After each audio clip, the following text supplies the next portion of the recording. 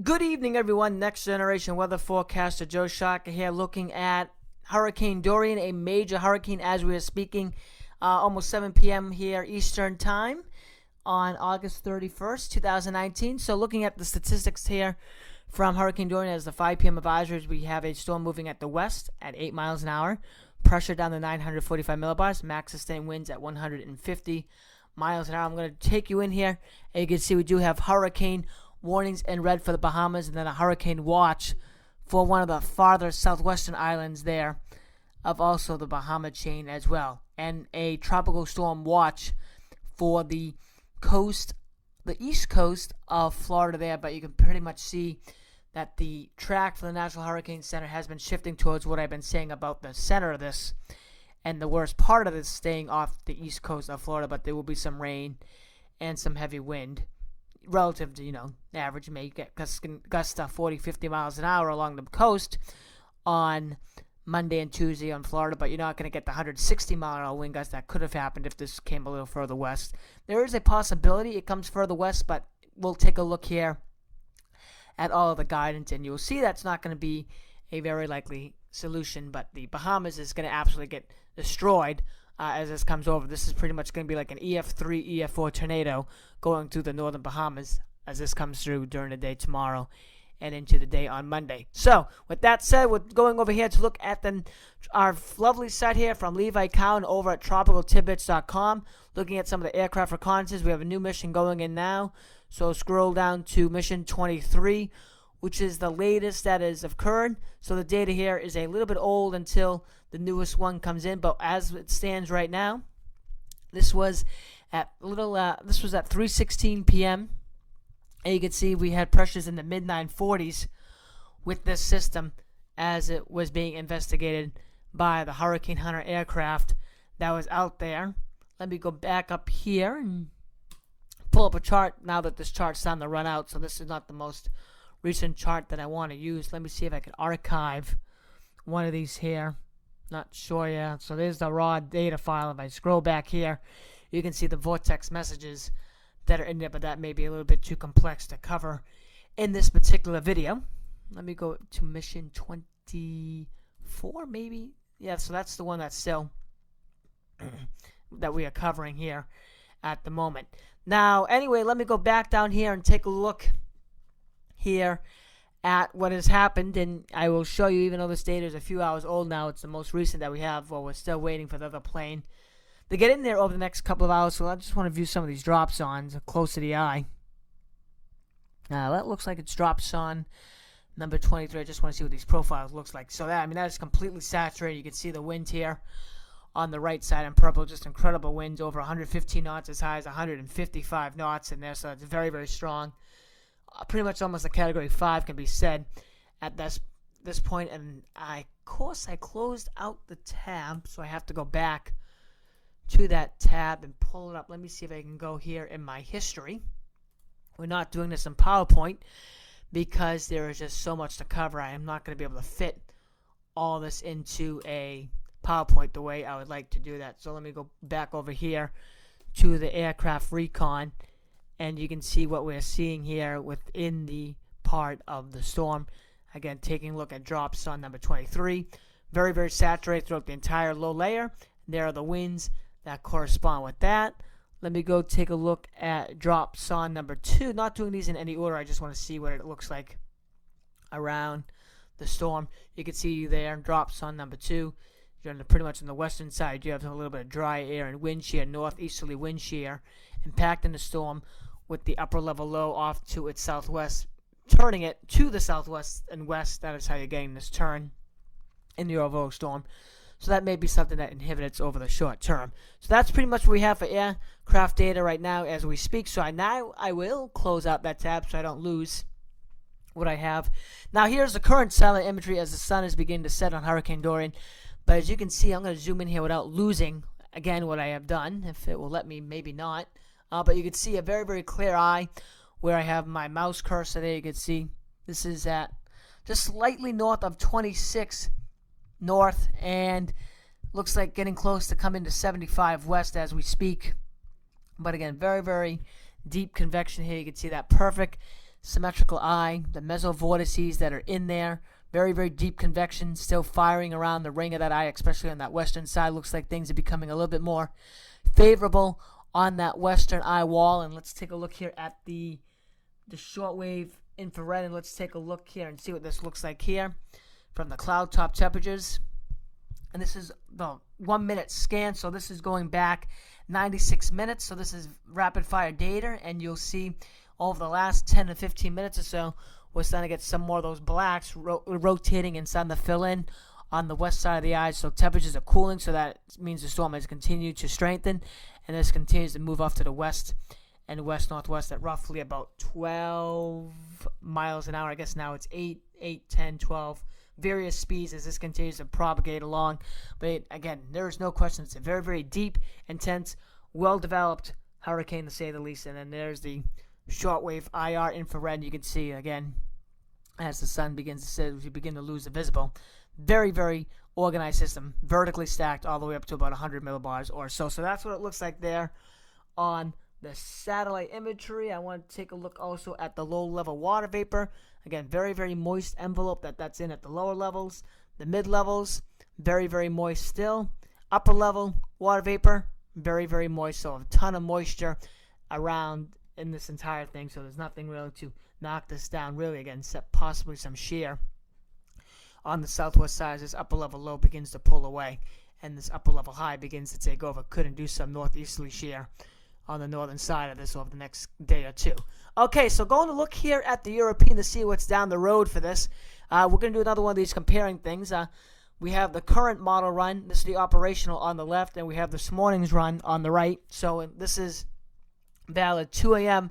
tomorrow morning. Pretty much no difference in storm location, which is good. But we're going to start noticing some differences now at the 500 millibar pattern, 18,000 feet up into the atmosphere. First thing I want you to notice on the run, this morning's run from the on the right, is that you don't have as big a trough coming through the Ohio Valley here. You can see the heights are a little bit higher here over, what state is that? The state north of Mississippi, Arkansas. So you can see there's some heights are higher here, and then here there's a little bit more of a trough signature there, and that's going to be important because this trough is what's going to take this up to the north over the next few days. So there is 2 a.m.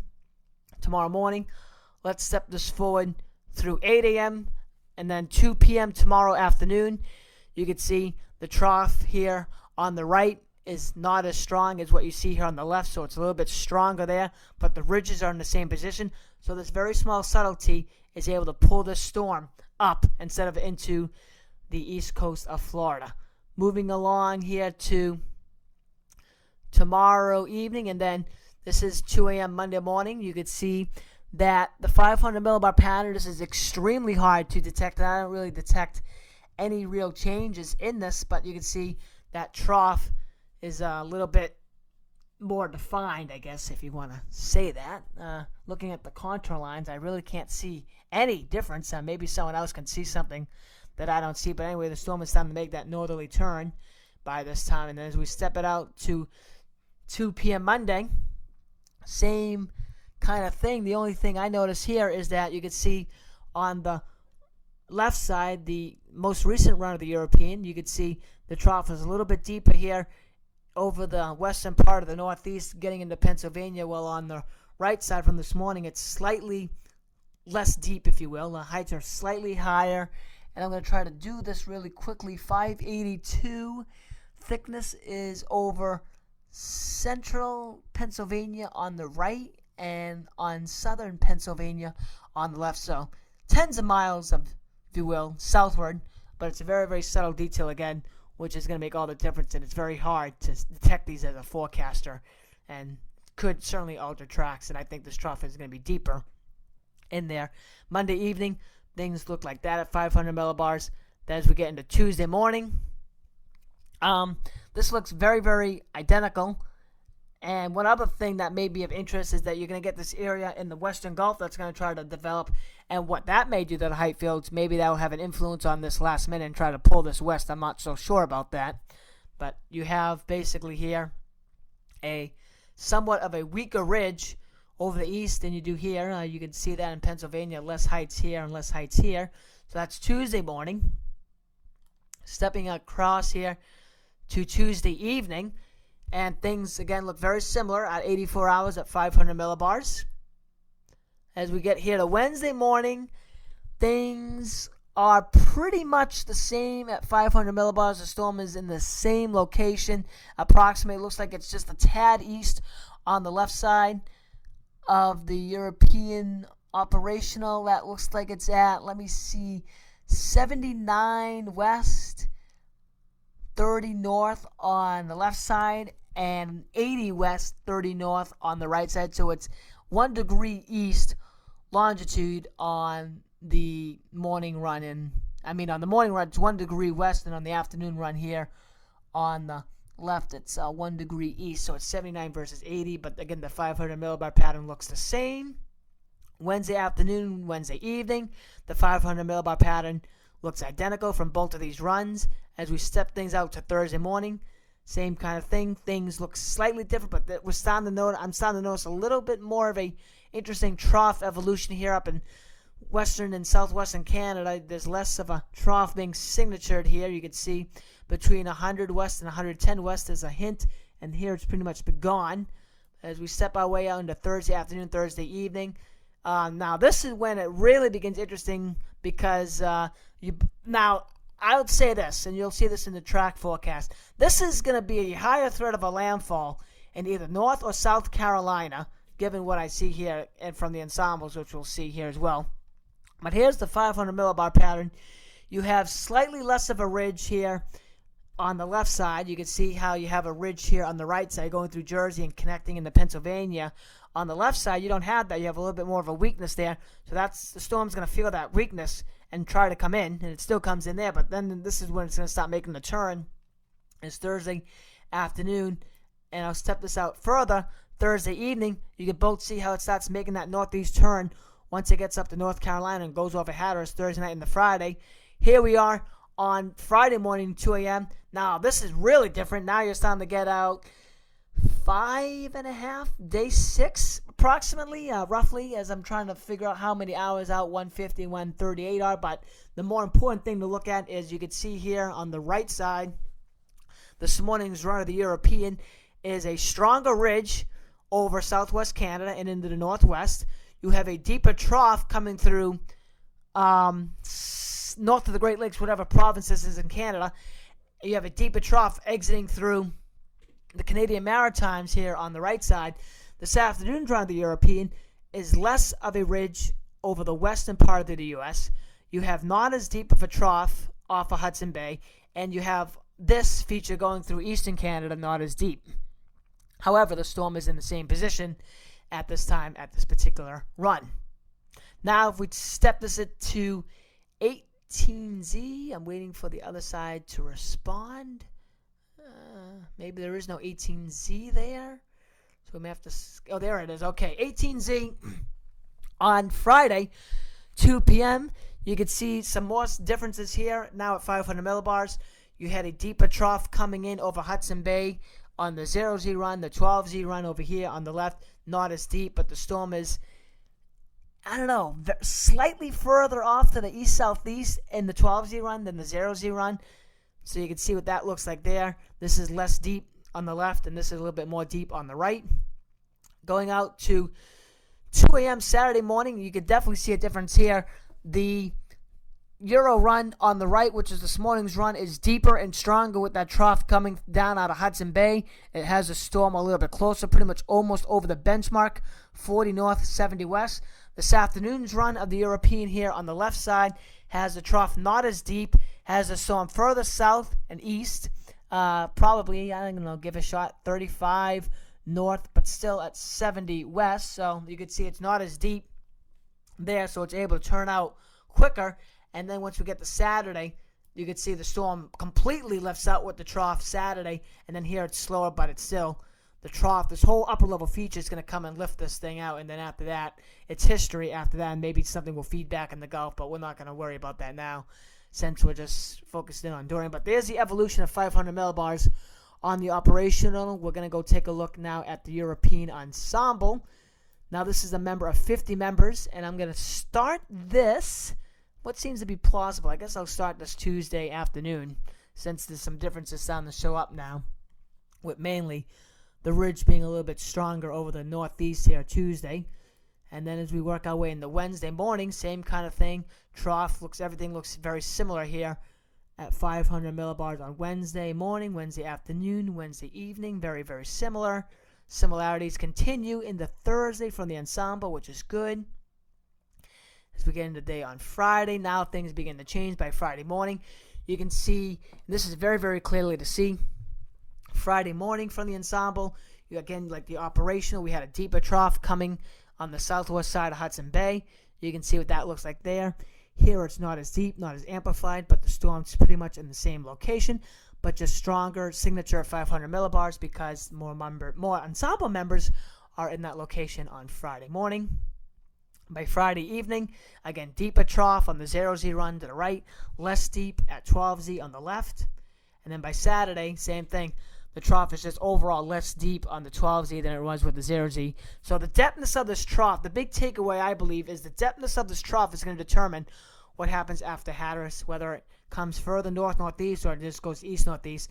That trough is going to be very, very important. So that's pretty much the key message that I'm trying to get across and through here, and then you can see what it looks like after that. So that is quite the explanation of 500 millibars, but that's a very important height field to look at when you're dealing with a system like this. Okay, ensemble time.